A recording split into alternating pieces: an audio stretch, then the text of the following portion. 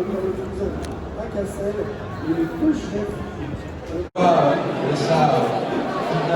sa détermination à ce qu'on fasse un grand projet dans cette pacte et cette loi d'orientation qui aura pour but l'attractivité aussi des métiers. Merci à vous d'être là. Merci beaucoup, Monsieur le Président. Merci beaucoup de votre accueil. Je m'avais préparé un discours, mais je suis pas sûr que le lieu s'y prête. En entrant dans la salle, j'ai pris 25 ans de coups de vieux. Et j'ai vraiment l'impression d'être vraiment plus dans cette catégorie-là. Et donc je suis néanmoins, d'abord c'est parce que ça me fait beaucoup jeune, très heureux d'être ici ce soir pour lancer une nouvelle édition de Graines d'agriculteurs et pour vous dire au fond les liens je crois, de confiance et d'échange serein que nous avons avec les jeunes agriculteurs en particulier. On va avoir un beau chemin de France pour notre régime, je connais bien jusqu'à la prochaine épisode d'interrégime, qui va être celui d'essayer de construire ensemble l'agriculture, la vision de demain, et derrière de faire en sorte que vous ayez envie plus que jamais de vous installer. Vous avez décidé de choisir le thème pour cette nouvelle édition. Vous avez raison, Président, d'avoir souligné à quel point on a besoin d'éleveurs, à quel point ça a du sens, à quel point il y a des jeunes qui s'intéresseraient assez volontiers à aller dans l'élevage, sous la réserve que nous, gouvernement, et nous collectivement.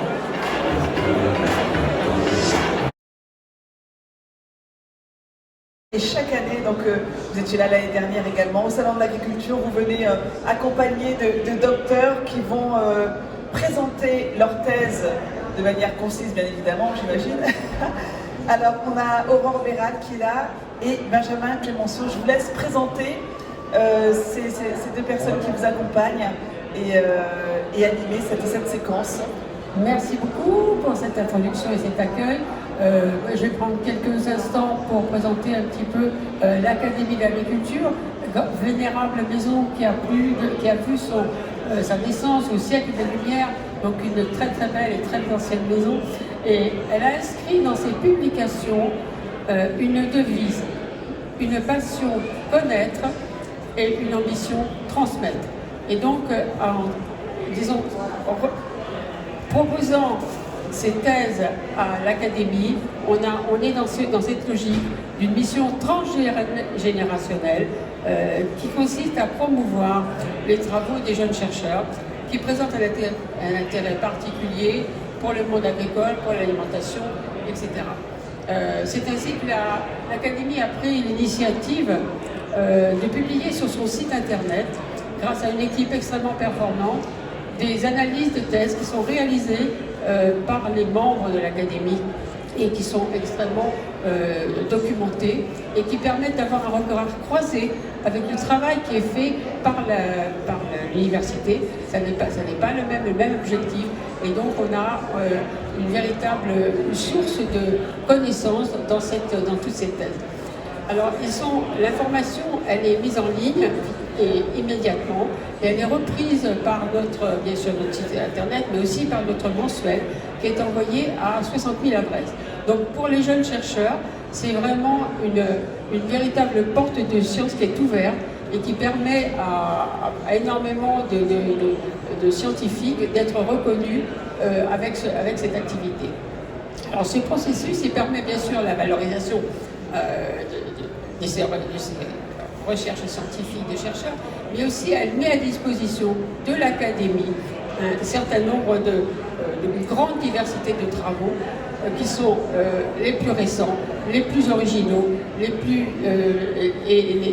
dans les 10 compétences de nos sections. On a 10 sections et en fin d'année, on a par section, on a une médaille qui est sélectionnée et ce sont nos deux jeunes là qui sont présents ici qui vont vous présenter les travaux pour lesquels ils ont été sélectionnés. Voilà. Donc on a d'abord notre amie, c'est Aurore qui va vous parler du déterminisme génétique et éco-physiologique de la variété des masses de grains individuelles chez le blé tendre. Voilà, et on a même la personne qui a fait l'analyse de cette thèse ici, et qui pourra éventuellement échanger avec vous.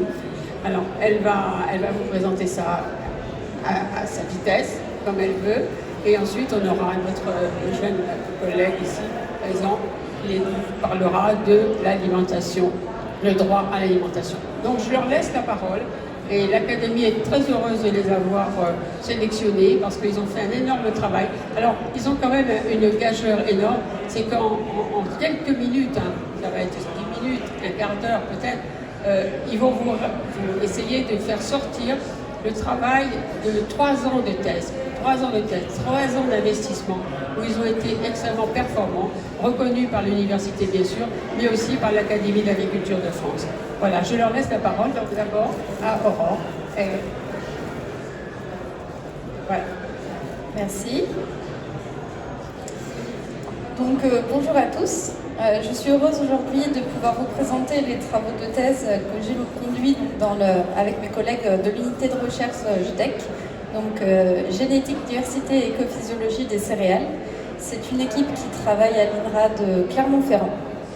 Et donc mes travaux portaient sur le déterminisme génétique et écophysiologique de la variabilité des masses de grains individuels chez le blé tendre. Ou, en titre un peu plus court, face à la sécheresse, penser la sélection variétale autrement.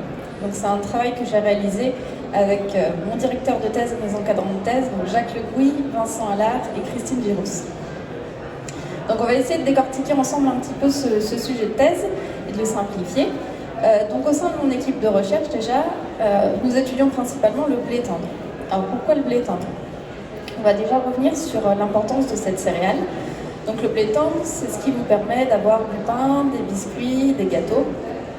C'est également une céréale d'importance mondiale puisqu'elle contribue à pas moins de 20% du total des calories et protéines qui sont consommées dans l'alimentation humaine.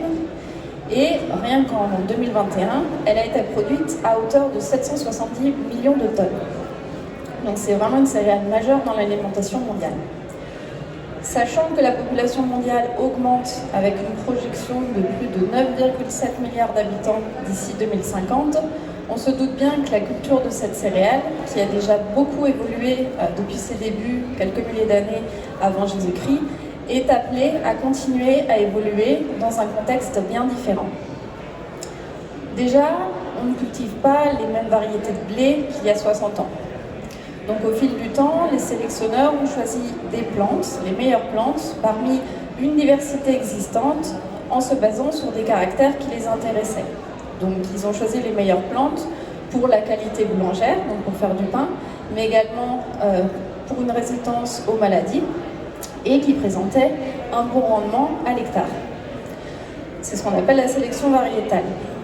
Cette sélection variétale, ces dernières années, elle s'est également réalisée en parallèle de l'avancement de techniques agricoles dites intensives. Aujourd'hui, non seulement nos techniques agricoles évoluent, mais nous faisons surtout face aux conséquences du changement climatique. Donc on l'a tous vu, on en a vu une en particulier l'été dernier, et on a également beaucoup d'articles de presse qui sont sortis ces derniers jours sur le manque d'eau qu'on a pu voir, sur la sécheresse qu'on va avoir dans les prochaines années. La sécheresse, évidemment, elle a un impact extrêmement important sur les cultures, et en particulier sur le blé tendre. À l'échelle mondiale, on estime que la production de blé tendre diminue de 6% à chaque degré d'augmentation de la température globale. Donc c'est énorme. Si on se rapproche un peu plus et qu'on regarde à l'échelle française, on peut suivre l'évolution du rendement entre les années 60 à nos jours. Donc entre les années 60 et les années 90, globalement, on a vu une augmentation du rendement en blé tendre. Et depuis le milieu des années 90, on observe une stagnation de ce rendement à l'échelle française, et ce, malgré le fait que les variétés de blé sont toujours plus performantes d'année en année, mais visiblement, le rendement ne suit pas. Alors pourquoi? Et pourquoi d'année en année, on a une telle variation de rendement? Et il y a une cause de fluctuations climatiques. Donc dans les faits, si on a une augmentation entre 1,5 et 6 degrés de la température, comment ça se traduit localement au niveau du champ? Eh bien, au niveau du champ, on va avoir 10 fois plus de chances d'avoir des jours de sécheresse qui vont impacter le développement du blé. Donc, pendant que le blé pousse, on a des stades où il est fragile, plus fragile, et quand la sécheresse frappe à ces moments-là, on va avoir des pertes de rendement qui peuvent être très importantes. Donc qu'est-ce qu'on peut faire face à cela? Eh bien, on peut chercher de nouvelles variétés qui vont nous permettre de résister à ces sécheresses. Donc on va plus seulement chercher des variétés qui présentent un bon rendement, mais on va s'intéresser à sélectionner des variétés qui vont pouvoir s'adapter à des nouveaux environnements, s'adapter à la sécheresse, tout en conservant un bon rendement. Alors comment trouver ces variétés? Eh bien, j'ai choisi une stratégie durant mes travaux de thèse qui requiert d'aller explorer ce que j'ai appelé la face cachée d'un champ de blé. Alors de quoi je parle? Un champ de blé, on voit tous à peu près, on a tous une certaine image de ce que ça peut être. Je suis allée un petit peu plus finement et donc je suis allée voir comment ça se met en place. Je m'explique. À partir du semis, on a un certain nombre d'épis par mètre carré qui va se développer. Sur chacun de ces épis, on va avoir des grains qui vont se développer, donc un certain nombre de grains par épi. Et ensuite, durant le dernier stade de développement du blé, les grains se remplissent. C'est ce qu'on appelle la phase de remplissage du blé. Et c'est durant cette phase qu'on peut avoir une sécheresse qui peut impacter fortement ce remplissage et donc avoir des grains qui vont être plus petits. Maintenant, on va essayer d'imaginer deux types de variétés. Vous avez d'un côté une variété, la variété 1, donc un champ de blé avec cette variété-là. Cette variété, comment elle se caractérise? Elle fait beaucoup de grains pour chacun de ses épis. Donc elle a des grains de taille très variable. Elle a des très gros grains et elle a des beaucoup plus petits grains. Face à la sécheresse, qu'est-ce qui se passe? Eh bien, les gros grains sont fortement impactés, diminuent fortement leur masse. Mais les petits grains, eux, sont très peu impactés, voire pas du tout.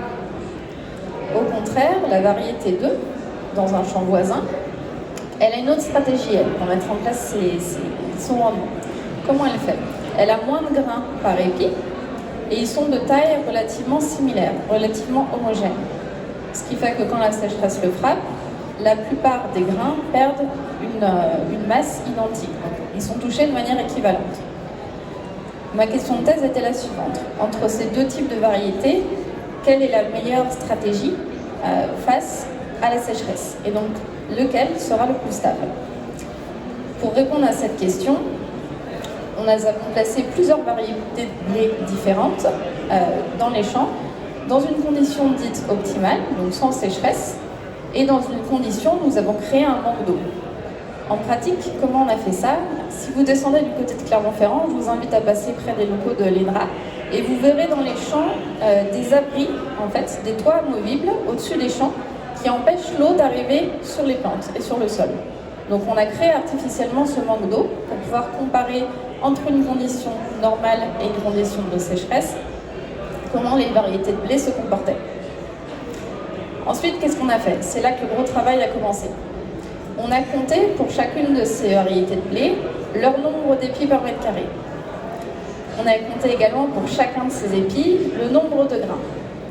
Et enfin, si vous voyez où je veux en venir, on a compté et pesé individuellement chacun des grains.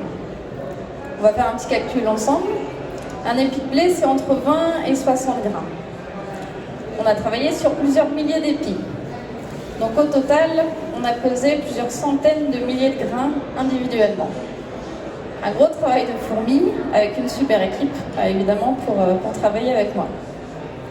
Heureusement, ce travail de fourmi a payé, puisque ces travaux ont permis de comprendre déjà de quelle manière les variétés mettent en place leur rendement, donc de comprendre de quelle manière elles mettent en place leur nombre d'épis par mètre carré, leur nombre de grains par épi, et comment est leur masse des différents grains, si elles ont des grains de taille variable ou plutôt homogènes. Donc non seulement on a compris comment ces variétés mettaient en place ça, mais on a également déterminé ce qu'on appelle les bases génétiques. Qu'est-ce que c'est? Ce sont des zones du génome dans le blé, donc de l'ADN, qui contrôlent directement ces caractères-là, de ce qu'on voit en champ. Ça, ce sont des informations qui sont directement utilisables par les sélectionneurs dans leurs travaux. Donc c'était un premier gros résultat de ma thèse. Et le deuxième, c'est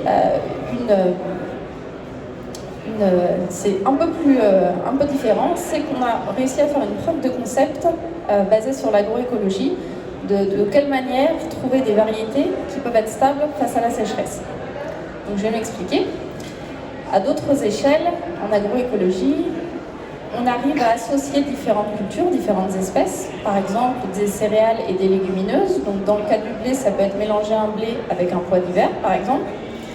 Et on sait également que mélanger différentes variétés, par exemple différentes variétés de blé qui vont avoir des racines plus ou moins profondes, au niveau moyen, en fait, à l'échelle du couvert végétal, il y a un intérêt à associer ces cultures, ces différentes plantes entre elles, pour pallier aux effets du changement climatique et faire évoluer les techniques agricoles. Donc ça, ce sont des résultats en agroécologie qui sont très importants, mais qui présentent des fois des résultats assez variables. La stratégie que nous avons testée, nous, et qui est une preuve de concept, c'est valoriser, au lieu de valoriser différentes plantes entre elles qui vont utiliser donc leur spécificité pour avoir un état stable en général, nous on a décidé de valoriser une variété qui présente intrinsèquement des caractéristiques variables. Donc par exemple une variété qui a des tailles de grains très différentes qui vont répondre différemment à la sécheresse. Mais ça pourrait être également des variétés de blé qui présentent des épis qui vont fleurir à différents temps dans le temps et donc être capable d'échapper parfois à des fortes températures. Ça peut être également des variétés qui ont des hauteurs d'épis différentes. Donc on a plein de caractères qu'il est possible de travailler et qui restent à explorer. Alors quel est l'avantage de cette dernière stratégie par rapport aux deux précédentes ? Eh bien d'abord, les deux précédentes, donc la combinaison d'espèces ou de variétés au sein d'un champ, c'est dans les faits très compliqué à mettre en place et à prédire. L'avantage de cette stratégie-là, c'est qu'elle est valorisable plus facilement puisqu'on a déjà les outils, en fait les sélectionneurs ont déjà les outils pour faire ce travail de sélection et donc il est beaucoup plus facile de le mettre en œuvre. Donc ces travaux de recherche, in fine, ont été très prometteurs et sont poursuivis d'ailleurs dans l'équipe de recherche INRAE de Clermont-Ferrand. Et donc je vous invite, si vous avez des questions ou si vous voulez discuter sur ces sujets et sur la suite un peu de ce projet, à venir me poser des questions et à discuter avec moi. Je vous remercie de votre attention.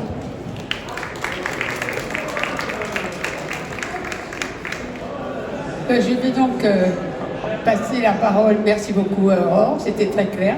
Je vais donc passer la parole à Benjamin Clémenceau qui va vous parler d'un tout autre sujet, le droit à l'alimentation. Et il va effectivement vous expliquer ce qu'il entend par droit à l'alimentation et la suite. Voilà. Merci beaucoup.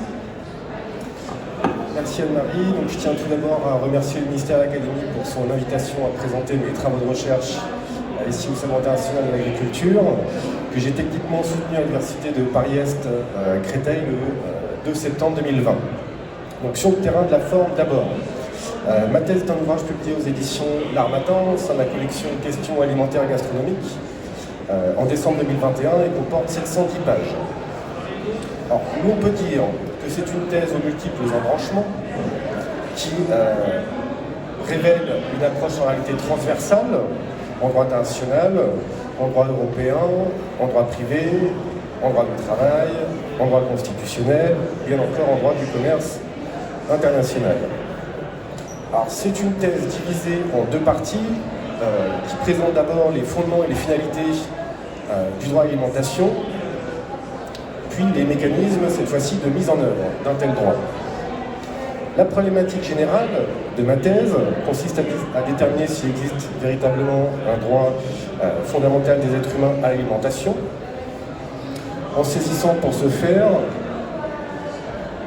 le processus de construction d'un droit fondamental. Alors, la thèse montre dans son ensemble un mouvement de densification normative dans plusieurs ordres juridiques. Au fond, cette fois-ci, je délimite en introduction le champ couvert par le droit à l'alimentation au sein des droits de l'homme, en définissant pour ce faire les notions d'alimentation, de denrées alimentaires. Je présente également, en les incluant au champ couvert par la notion de droit à l'alimentation, celle de souveraineté et de sécurité alimentaire, sont également intégrés au champ couvert par le droit à l'alimentation, l'eau et les OGM, les organismes génétiquement modifiés. Donc, à la différence du vin que j'exclus J'envisage ensuite, toujours en introduction, les outils de gouvernance du droit à l'alimentation, puisqu'indispensable à la garantie notamment, mais pas seulement, de la souveraineté alimentaire. Et pour finir, j'aborde la question des contentieux de l'alimentation et de l'eau. Alors, le premier titre de ma thèse est consacré à la diversification des sources et des acteurs du droit de chaque être humain à se nourrir, à sa faim, tandis que le second titre, quant à lui, interroge le contenu de ce droit avec la question du développement de l'élément hydrique et des biotechnologies alimentaires modernes, dont font partie les OGM, les organismes génétiquement modifiés. Plus précisément, le premier titre me permet de constater une protection minimaliste des traités généraux en droit international et de relever une prolifération des sources et des normes par voie notamment conventionnelle, ce qui permet une protection en réalité renforcée du droit à l'alimentation. D'autant que l'avènement de ce droit, en l'occurrence l'alimentation, en tant que véritable droit fondamental, s'appuie sur d'autres sources non conventionnelles, celles-ci, dont font notamment partie les principes directeurs. Et je pose également en revue différentes organisations internationales et ONG en charge de l'alimentation afin de promouvoir, défendre et protéger le droit à l'alimentation. Cela m'a permis de réfléchir autour non seulement de la révolution, mais aussi leur démocratisation.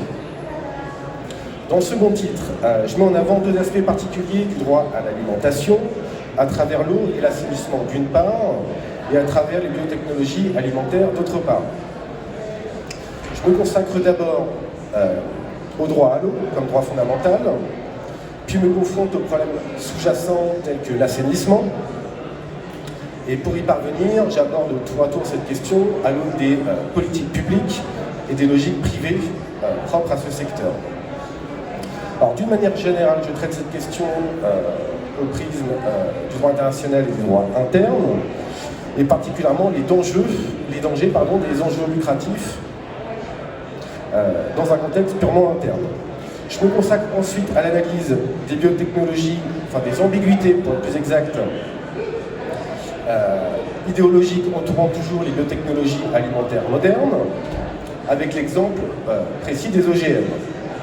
Donc c'est pour moi l'occasion ici, dans le cadre de ma thèse, de réfléchir aux avantages de l'alimentation artificielle sous l'angle du droit public et de la démocratie participative. Bon, que ce soit en abordant les dérives et les excès ou à l'opposé, les vives réactions face aux OGM. Dans le troisième titre de ma thèse, je recherche à démontrer que la catégorie binaire en matière de droits et de libertés fondamentaux, avec d'un côté les droits-libertés et de l'autre les droits-créances, n'est pas adaptée au droit à l'alimentation.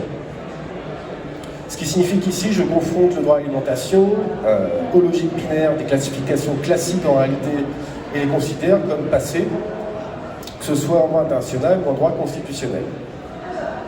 Bon, il en résulte de ces éléments de recherche que l'avènement du droit à l'alimentation reste tardif, indécis et inachevé, étant affecté par les incertitudes des droits à la fois constitutionnels et européens. Pour ne citer que. Enfin, je propose de privilégier la notion de droit alimentaire au binôme que constitue le droit de et à l'alimentation, puisque plus englobant, plus générique même, cette notion nouvelle m'a permis ici de promouvoir une révision, disons, des mentalités sur les objectifs à atteindre en matière notamment d'aide alimentaire ou de nutrition à l'échelle principalement internationale. Mais j'aborde également ce que ne devrait pas, à contrario, représenter le droit alimentaire, comme par exemple la McDonaldisation du monde ou encore la consommation excessive des bonbons et des chocolats. Dans le dernier titre, j'envisage la justiciabilité limitée du droit à l'alimentation en droit interne, international et européen, d'où son inapplicabilité, disons-le très clairement, indirecte. Mais cela ne m'a pas empêché d'étudier les garanties juridictionnelles et procédurales qui entourent le droit à l'alimentation et de rappeler que certains droits vitaux, parmi lesquels figurent par exemple les droits à la vie ou à la santé, ne jouissent pas de la même opposabilité que le droit à l'alimentation, n'étant pas expressément consacré, à la différence de ce prix en exemple. Je constate enfin que le droit à l'alimentation, pris dans ses diverses dimensions ou composantes, reste en réalité difficilement invocable par les particuliers dans le cadre de litiges, par manque de volonté politique notamment, pour l'affirmer en tant que tel. Je conclus mes travaux sur l'exemple français des mesures de lutte contre le gaspillage alimentaire. Voilà, donc, avec cette thèse, j'ai en réalité voulu réfléchir sur un sujet à la fois original et fondamental et défendre surtout l'idée selon laquelle l'exception alimentaire devrait et pourrait être consacrée par les textes internationaux. Je vous remercie pour votre écoute et salue de nouveau le ministère et l'Académie pour son invitation. Merci beaucoup Benjamin. Effectivement, comme vous avez pu le constater, le gisement de ces thèses à l'Académie d'agriculture est énorme, et dans les 10 sections de l'Académie qui couvrent l'alimentation, l'agroalimentaire et effectivement les sciences économiques et sociales, vous avez un énorme panel de dossiers qui sont de manière accessiblement gratuite et qui sont vraiment de qualité. Donc sur ces 10 sections, chaque année, chaque session sollicite son équipe pour éventuellement identifier celui qui mériterait une médaille. Et là, ce sont deux jeunes qui ont effectivement la médaille d'argent du Frénois qui ont été reconnus cette année. Voilà, donc je les remercie d'être venus jusqu'à vous pour vous présenter leurs travaux, et s'ils sont à votre disposition pour pouvoir en discuter éventuellement. Et je vais passer la parole à notre présidente de l'Académie d'agriculture de France pour faire un petit mot de conclusion. Merci beaucoup. Merci beaucoup, Marie-Antoine Berger. Et d'abord, tous mes remerciements vont à toi pour l'action inlassable que tu mènes autour de la valorisation des thèses. Et c'est pourquoi je voudrais revenir sur la notion même de thèse. Les thèses, ce sont les pépites de la recherche, vraiment des pépites.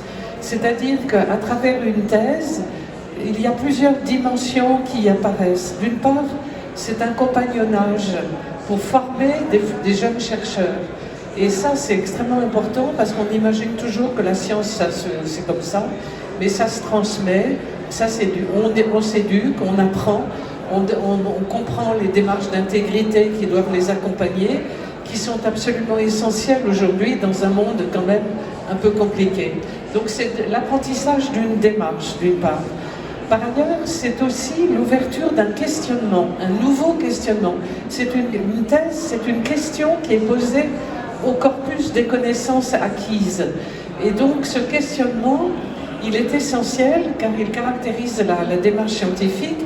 On parle souvent des controverses, du doute qui l'accompagnent, mais la démarche scientifique, elle a aussi des certitudes qui évoluent avec le temps à travers ces nouveaux questionnements. Donc ça, c'est absolument essentiel de le comprendre. Et enfin, troisième dimension qui se traduit très bien à travers ce que vous avez entendu, une thèse, c'est aussi des partenariats. C'est aussi une ouverture sur le monde, non seulement à travers le questionnement, avec le monde agricole, par exemple, sur les semences, avec le monde des juristes, de l'alimentation dans les instances internationales, par exemple, mais on voit très bien que les thèses, donc des nouveaux partenaires liés au questionnement, mais aussi en partenariat avec la recherche, que ce soit des entreprises, que ce soit des institutions. Et donc c'est une source de renouvellement de la science. Voilà. Donc je voulais insister sur ces trois dimensions et remercier très sincèrement nos deux lauréats qui sont venus jusqu'à vous aujourd'hui, et vous inciter à aller sur le site de l'Académie d'agriculture de France, dont la devise depuis 1761, Anne-Marie l'a rappelé, c'est une passion connaître, une ambition transmettre.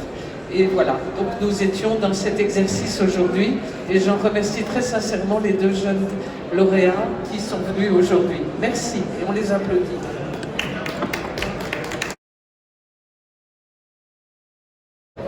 Voilà, le cru 2023 du Salon international de l'agriculture se termine pour l'Académie d'agriculture de France. Et encore une fois, ce cru a été riche de rencontres, d'initiatives. Il avait débuté par un colloque Sciences-Société avec l'INRAE et se conclut avec la présentation des thèses organisées par Anne-Marie Attenberger sur le stand du ministère de l'Agriculture.